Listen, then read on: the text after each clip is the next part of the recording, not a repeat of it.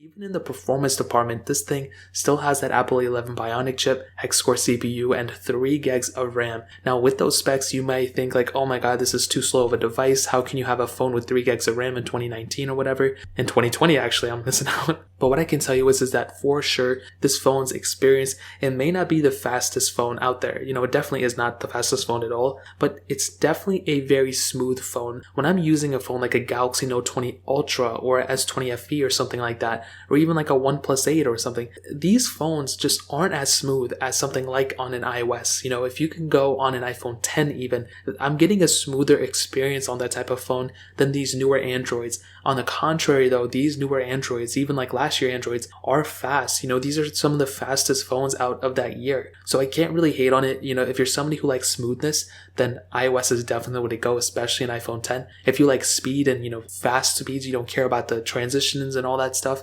obviously Android, especially with the S20 FE or Note 20 Ultra, those are the definitely better ways to go. But I think with an iPhone 10, really anything I did with it was perfectly fine. As I stated before, and you're probably getting bored of hearing this, but iOS 14 may have taken a toll on the speed, but I don't think it was like a crazy, like, oh my god, this thing is unusable. It may be a little bit slower, but it's going to be getting better over time. And that is something that is very important for me to note. If you're going day to day, to even remind you, I was using this thing pretty much all of last year for the most part, and I recently just stopped using it even less than a year ago. So I think this phone, even at that point, still held up extremely well. I do a ton of videos of this phone on my second channel, and performance wise, it handles everything I throw at it. And I think, I never really felt like this phone was extremely slow. You only notice that when you're comparing it side by side against another device. And when I did my initial comparisons, even this year when I did them, yeah, the iPhone 11 Pro is faster and stuff, but the iPhone 10 is still a very fast phone in my opinion. So in terms of performance, that really pretty much covers it up. Now,